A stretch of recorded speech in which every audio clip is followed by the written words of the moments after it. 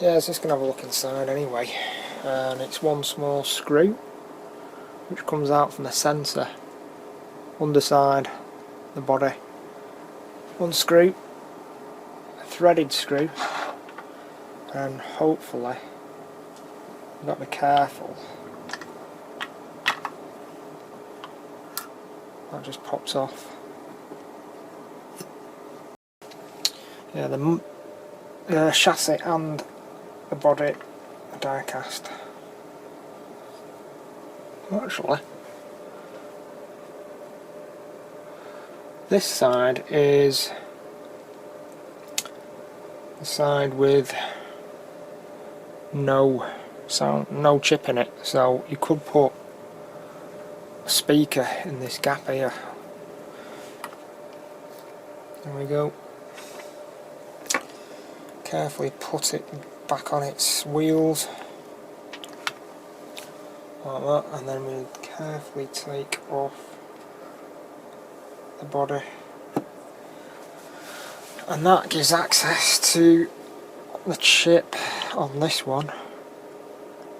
It's got a strange interface actually. I don't know what that is. I think it's weird. Oh, it's an 8-pin interface. That's alright. So we could put a Locksound V4 in this side and the speaker in here to get access to the chip. You've got to take off 4 Phillips screws here, there and there, and circuit boards come off. I might try it now. I might shove some sound in it. I've just downloaded the sound, well, I'm trying out the sound file actually on it's an updated sound file this year for this particular 8/14 electric loco EAE Swiss class. There's a lot of sounds on there, so I think it'll be pretty good. Yeah, I'm going to take off, put these bodies aside, undo that screw,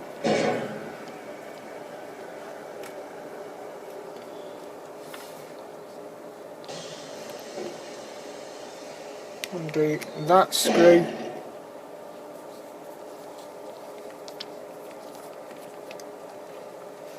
and then you get access to the chip, which is easy. This is the one that came with it, which I'm just going to take out now. It's a lens gold. It's quite an old chip actually, still works perfect though. And then you can carefully take that out. There we go, that's the old lens chip. I've got a Locksound V4, got a bass reflex speaker, Locksound V4 chip, standard 8-pin interface. So I'm going to take off these 2 other screws here. I didn't say what I said to myself, I'm not going to do this. What I thought, I might as well, I've got a spare chip, so I might as well chuck it in if I can. There we go, so that speaker would, don't know which way to fire that, might not even go in there, I don't know, but probably end up shoving it in.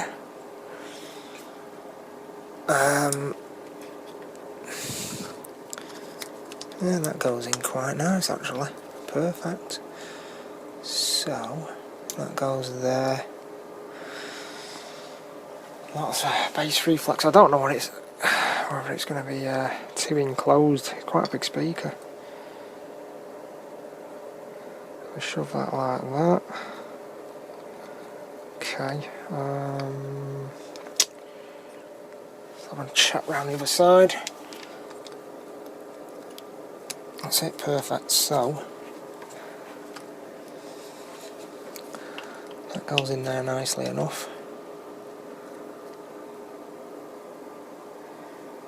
It's just a case of making sure the wires don't get snagged. Put these 2 screws back in.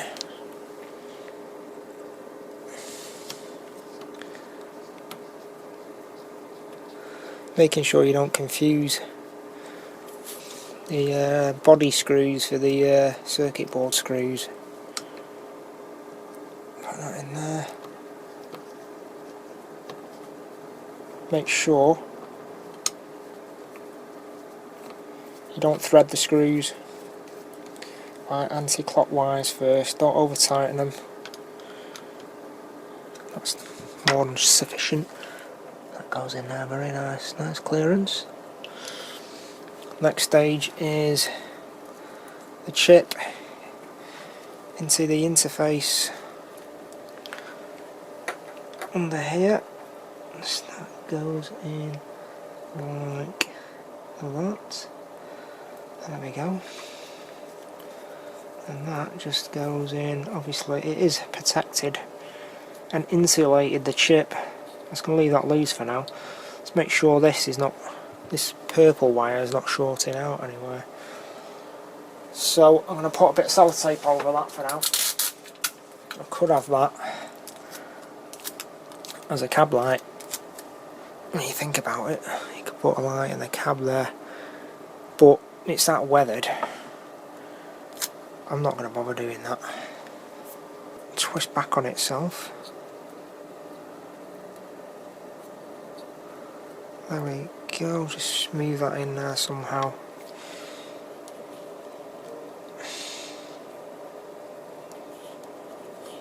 There. Got nice. Let's make sure that's lovely, that. All nice. Okay. Cables.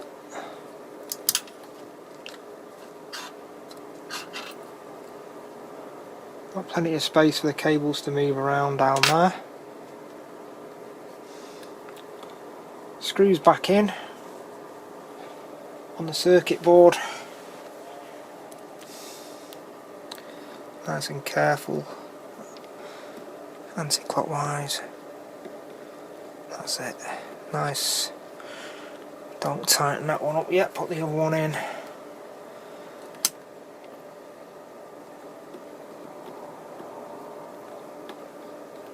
That's it.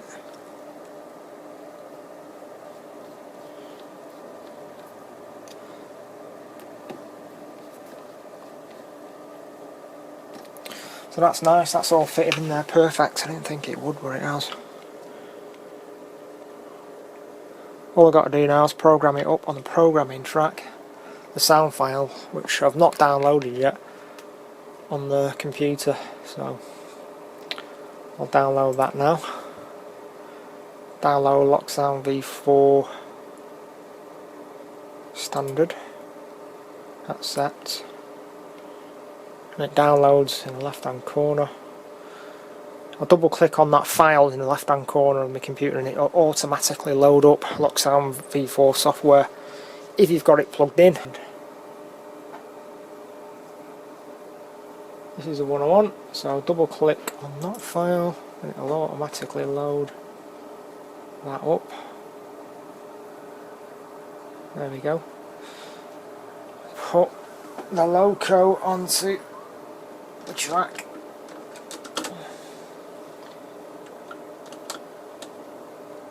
Which is really difficult.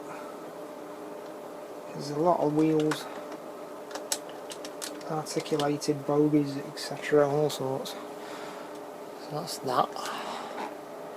Lot programmer is there, which goes into the computer and then into the decoder tester, and then programming track. That's that, and then we need to just write a sound file. Now I've loaded it up, it's dead easy, just double click on write,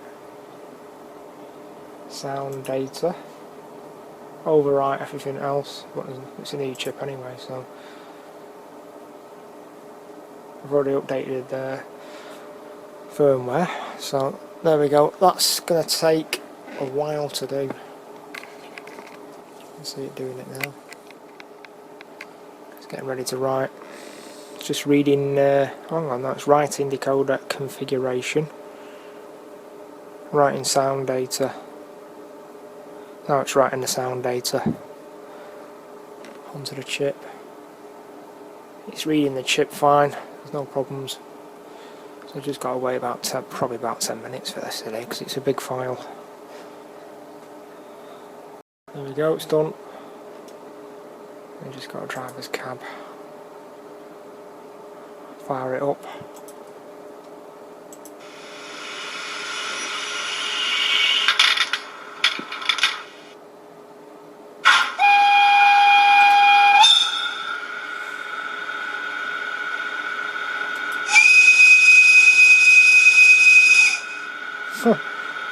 I like that.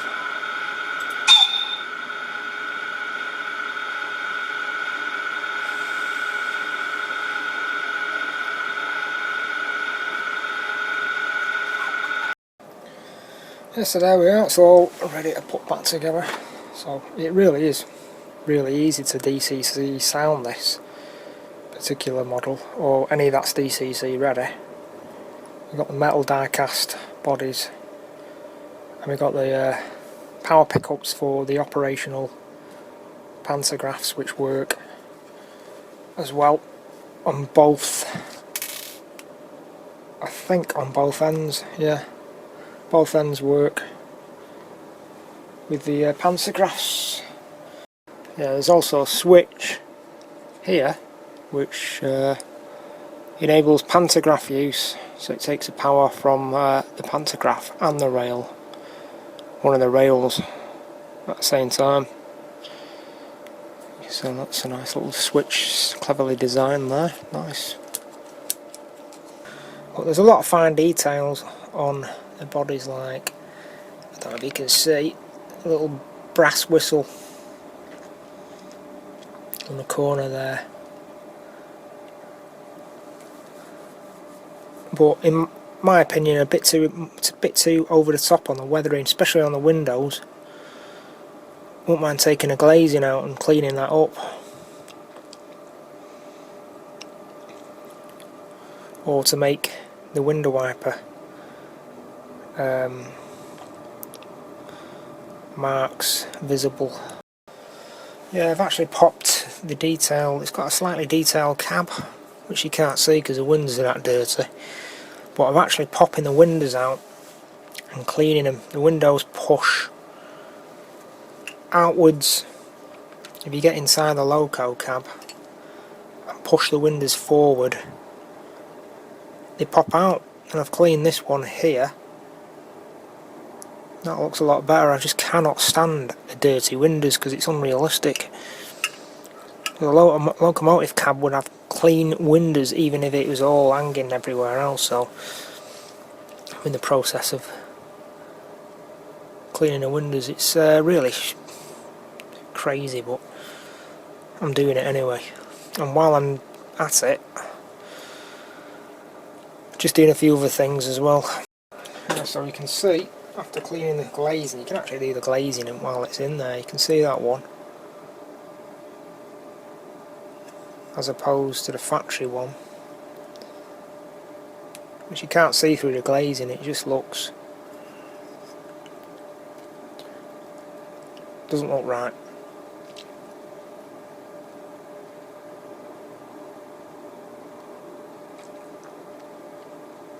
Yeah, so you could put a cab figure in there now and some more details. Cab light. I'll put a driver in there, and I've taken the window out just to make it look like there's the window's been pulled back. And to get the driver in there, you've got to take out the cab detail, which slots out the cab. You've also got to take off the rear plastic cowling rear bumper section, buffer section, railings. You've got to be really careful not to break a light prism, which is right there. Easy to break that. So I've added a Locksound V4 bass reflex speaker in one side of the loco and a Locksound V4 chip in the other side of the loco. I've added cab driver and I've cleaned up the factory weathered glazing because it looked really ridiculous. So cleaned all the glazing up, both cab ends, and that's it. So I'll power it up, lights on. With it being a Swiss, it lights up with one light in when it's travelling the opposite direction. When it's coming towards you, 3 lights. Power up.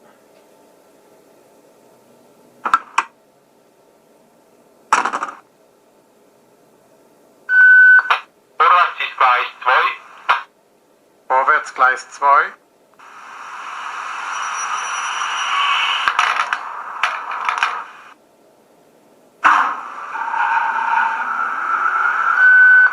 Schaltest du den Übergang ein? Ich komme hinten nachher. Wagen lang.